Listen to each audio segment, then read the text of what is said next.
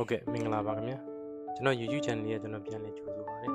ကျွန်တော်တို့အပတ်စဉ်ဒီပညာပေး knowledge sharing video လေးတွေတင်နေတဲ့ channel ပဲဖြစ်ပါတယ်ခင်ဗျာကျွန်တော်ဒီတစ်ပတ်မှာလည်းကျွန်တော်ဒီ Facebook ကပေါ့နော်ကျွန်တော်အရေးပြတ်တာနဲ့ပတ်သက်ပြီးတော့စောင်းရင်ရှောင်းရင်အချက်လေးတွေသိတဲ့လို့ကျွန်တော်ပြန်လည်ပြီးတော့ညှဝေပေးမယ်ဖြစ်ပါတယ်ကျွန်တော်တို့ဟုတ်အရင်ခေတ်ကပေါ့ဗျာညမှောင်တာနဲ့ကျွန်တော်တို့စောစောအိတ်ကြတယ်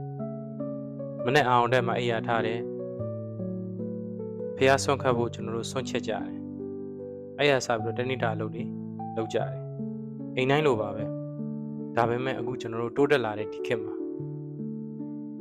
ခေတ်နဲ့အညီပေါ့ဗျာကျွန်တော်ညာအစောပိုင်းအိတ်ဖို့နေသာသာ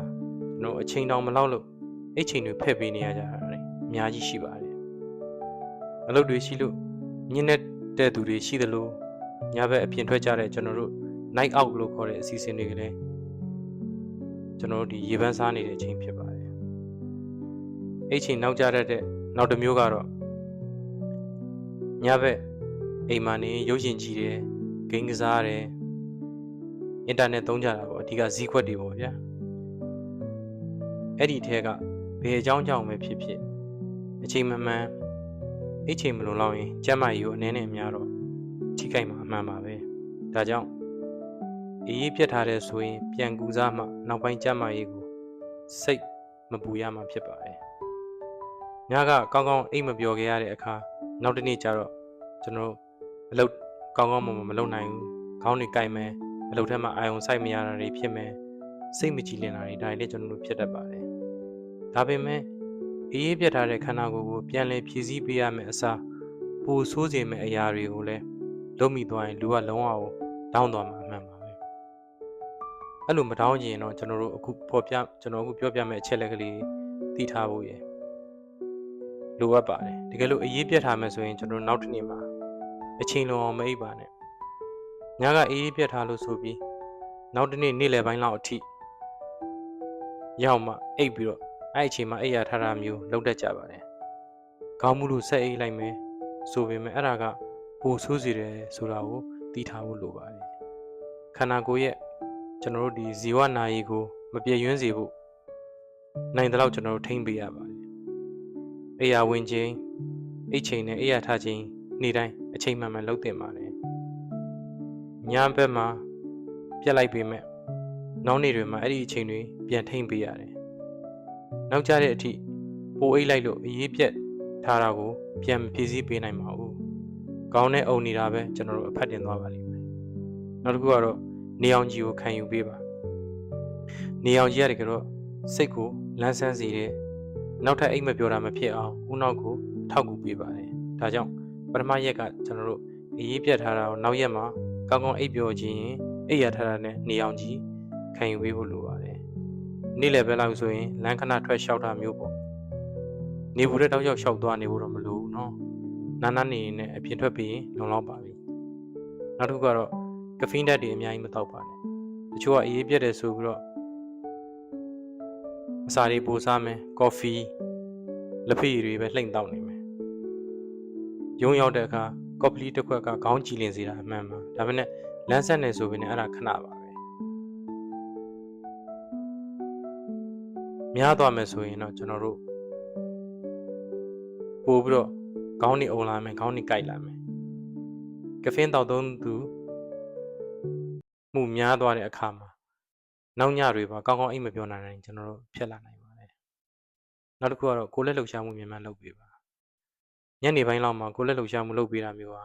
ညဘက်မှာကောင်းကောင်းအိပ်ပျော်စေတတ်ပါတယ်လေ့ကျင့်ခန်းတွေလုပ်အားကစားရုံတွေသွားတဲ့အထိလောက်တော့မဆိုးလိုပါဘူးခဏလောက်လမ်းလျှောက်ထွက်တာနဲ့တင်အဆင်ပြေတော့ပါတယ်နော်နောက်တစ်ခုကတော့နေ့လည်ခင်းတရေးလောက်အိပ်ပါမိနစ်20လောက်တရေးလောက်အိပ်ခြင်းအပြင်အာယုံစူးစိုက်နိုင်စွမ်းပို့ပြီးတော့ကောင်းမွန်စေပါတယ်အတွေးဉာဏ်လဲလန်းဆန်းတက်လာပြီမယ်ဆိုရင်မိနစ်20ကနေကျွန်တော်တို့မိနစ်60အတွင်းသာလုံးတင်ပါတယ်တည့်တော့မပိုသင့်ပါဘူးပိုနေရင်နိုးလာတဲ့ကခေါင်းမချီတာခေါင်းကိုက်တာတွေဖြစ်လာလို့နှုတ်ဆက်ပေးပြီးအိတ်တာအသင့်တော်ဆုံးပါနောက်တစ်ချက်ကတရေးအိတ်ချိန်ဟာညဘက်အိတ်ချိန်နဲ့နီးလေညကြအိတ်မပြောနိုင်ရင်ပိုများလေဖြစ်စေတယ်ဆိုတာလေးသတိကပ်ပေးပါ နောက်တစ်ခုကတော့အရင်မတောက်ပါနဲ့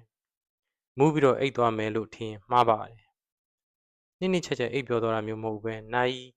အနှင်းငယ်ကြတိုင်းပြန်နိုးလာတတ်ပါတယ်အကြာကြီးအိတ်ပြီးပြန်နိုးလာတဲ့အခါကျွန်တော်တို့ခေါင်းတွေရန်ကိုက်နေပါလိမ့်မယ်နောက်တစ်ခုကတော့ရေများများတောက်ပြီပါအေးပြတ်ထားရင်ရေဓာတ်ဆုံးရှုံးတတ်တယ်ရေဓာတ်မလုံလောက်တဲ့အခါမူးတာမောပန်းတာအာကုံတာအာယုံဆိုင်လို့မရတာတွေပိုပြီးဖြစ်စေပါတယ်နောက်တစ်ခုကတော့ကျွန်တော်အစာကိုထိမ့်ပြီးတော့စားပါအစာကိုအချိန်မှန်အောင်စားပါအလွန်ကျွံမစားမိအောင်ဂယုစိုက်ဆင်ញင်သင့်ပါတယ်အေးပြတ်ထားရင်ကျန်းမာရေးနဲ့မညီတာတွေတကယ်လို့မညီတဲ့အစားအစာတွေတောင်းတနေတတ်တယ်လို့ပမာဏကိုလည်းအလွန်ကျွံစားမိတယ်လို့သတိပြုသင့်ပါတယ်အင်တာနက်ကိုလည်းအသုံးမများပါနဲ့နောက်တစ်ချက်ကအလင်းရောင်တွေဟာအိတ်ဆက်ခြင်းကိုအနှောင့်အယှက်ဖြစ်စေနိုင်ပါတယ်ဥပမာကျွန်တော်တို့စမတ်ဖုန်းကွန်ပျူတာလက်တော့ပေါ့နော်တက်ဘလက်အဲ့ဒီကနေထွက်လာတဲ့ကျွန်တော်တို့အပြာရောင်အလင်းကပိုဆိုးပါတယ်အေးပြတ်ထားပြီးနောက်တစ်နေ့မှာအိတ်ချိန်မတိုင်ခင်3နာရီလောက်ကတည်းကဒါတွေကိုမသုံးမဲအခန်းကိုအလင်းလျှော့ပြီးတော့တိတ်ဆိတ်အောင်ထားပါဒါဒီနေ့ကျွန်တော်တင်ပြတဲ့အကြောင်းအရာလေးကတော့ကျွန်တော်တို့ခုခေတ်မှာများသောအားဖြင့်ဒါကျွန်တော်တို့ကိုယ်တိုင်လည်းကြုံတွေ့နေရတယ်တခါတလေညဘက်အင်တာနက်အသုံးများလို့ပေါ့နော်နောက်နေ့အလုပ်သွားတဲ့အခါမှာနောက်ကျတဲ့အခါမျိုးဖြစ်တတ်တယ်ခေါင်းထဲမှာမကြည်မလင်ဖြစ်တတ်တယ်နောက်ပြီးတော့ကျွန်တော်တို့အေးပြလို့ဆိုတော့ကော်ဖီအလွန်ညွန်တောက်တာပုံမှန်တစ်ခွက်လောက်ဆိုရင်ကျွန်တော်တို့စိတ်ကိုလန်းဆန်းစေတယ်ဒါမှမဟုတ်အိတ်ချင်စိတ်ပေါ်လာတိုင်းနောက်တစ်ခွက်နဲ့အဲ့လိုမျိုးကဖိန်းတက်အရမ်းများရင်လည်းဒါစိုးကျိုးတွေဖြစ်တဲ့စီတယ်ဆိုတဲ့အကြောင်းကိုကျွန်တော်ဖော်ပြတာပါနောက်တစ်ခုကကျွန်တော်တို့ကြိုးစားပြီးတော့အိတ်ချိန်မှန်ဖို့เนาะထချိန်မှန်ဖို့ဒါလေးကိုလည်းကြိုးစားပြီးတော့ပြုလုပ်စေချင်ပါကျွန်တော်လည်းတတ်နိုင်များဒါလေးတွေကိုယ့်ဘက်ကအိတ်ချိန်မှန်အောင်တတ်နိုင်များကြိုးစားပါတယ်ဒါမှအလုံးမှလည်းတက်ကြွနဲ့လုပ်နိုင်မှာဖြစ်ပါတယ်ဟုတ်ကဲ့ဒီနေ့ဒီဗီဒီယိုလေးကိုပြီးဆုံးအောင်ကြည့်ရှုပေးတဲ့အတွက်အားလုံးကိုကျေးဇူးတင်ပါတယ်ခင်ဗျာ